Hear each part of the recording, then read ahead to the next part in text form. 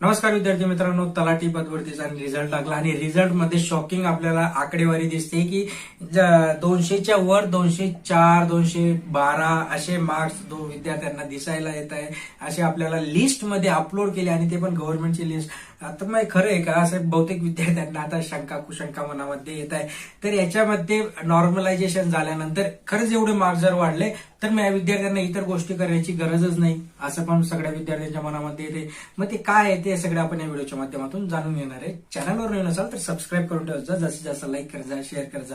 बघा याच्यामध्ये काय आहे ना की ज्यावेळेस नॉर्मलायझेशन होतो एखाद्या विद्यार्थ्याला ज्या विद्यार्थ्यांचे 202 मार्क्स दिसत आहे, 214 मार्क्स दिसत आहे, अशा विद्यार्थ्यांना त्यांची जी लिस्ट लागली होती, ओके, फायनल लिस्ट लागली होती, त्याच्यामध्ये त्यांना 170 172 असे मार्क्स असतील आणि त्यांच्या शिफ्टचं जे नॉर्मलायझेशन झालं असेल त्या नॉर्मलायझेशन मध्ये त्यांचे मार्क्स वाढले. त्यांचे परत म्हणजे बघा 172 त्यांना होते, 170 त्यांना होते, त्यांचे 30 मार्क्स चुकले होते आणि फॉर्च्युनेटली म्हणजे सुदैवाने त्याच क्वेश्चनला चॅलेंज करण्यात आला आणि ते चॅलेंज ऍक्सेप्ट करून ते सर्व विद्यार्थ्यांना मार्क्स आले.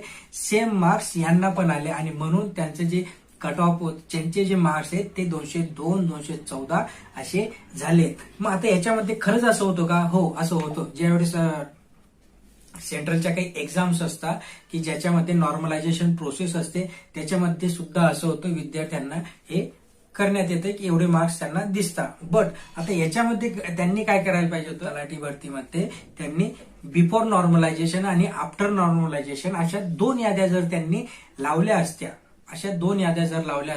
तर विद्यार्थ्यांना क्लिअर कळालं असतं की बाबा माझे एवढे मार्क्स होते आधी 170 आणि नॉर्मलायझेशन झाल्यानंतर माझे 30 मार्क्स वाढले आणि मला आउट ऑफ 200 पैकी 200 मार्क्स मिळाले. बट आता याच्यामध्ये आपल्याला बघण्यासारखी गोष्ट आहे की जे काही असेल आता याच्यामध्ये पुढची प्रोसेस काय असणार आहे की पुढची प्रोसेस आपली फायनल कट ऑफ लागणार आहे. फायनल कट ऑफ लागल्यानंतर म्हणजेच फायनल कट ऑफ कसं लागेल की डायरेक्टली आता डॉक्युमेंट्स व्हेरिफिकेशनसाठी आपली ही यादी येणार आहे. डॉक्युमेंट्स व्हेरिफिकेशनची यादी आल्या आपल्याला तिथे आपल्याला कळेल की आपलं सिलेक्शन झालं आहे का नाही.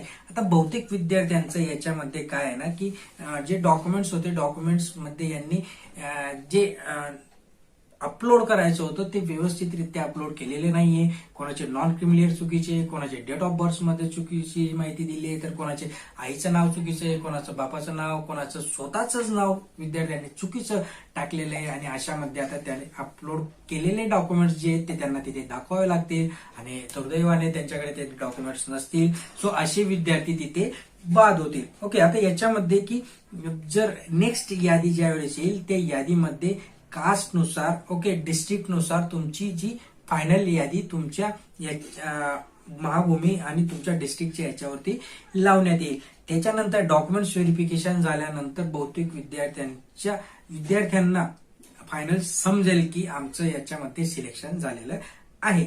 जर याच्यामध्ये वेळेवरच जर त्यांनी नॉर्मलायझेशन आणि आफ्टर आणि बिफोर जर असं केलं असतं तर विद्यार्थ्यांना त्यांच्यामध्ये नक्कीच कळालं असतं. ज्यांचं सिलेक्शन नाही होणार त्यांनी टेन्शन घ्यायची गरज नाही. अजून खूप काही गोष्टी या आयुष्यात आपल्याला करायच्या आहेत. बी पॉझिटिव्ह राहायला पाहिजे, बी पॉझिटिव्ह राहा आणि पुढच्या ज्या गोष्टी येतील आता आपल्या त्यांना सामोरे जा मित्रांनो. ओके, चॅनलवर नवीन असाल तर सबस्क्राईब करून ठेवा जा, जास्तीत जास्त लाईक करत जा, शेअर करत जा, म्हणजे नवीन अपडेट तुमच्यापर्यंत देत असणार आहे. धन्यवाद.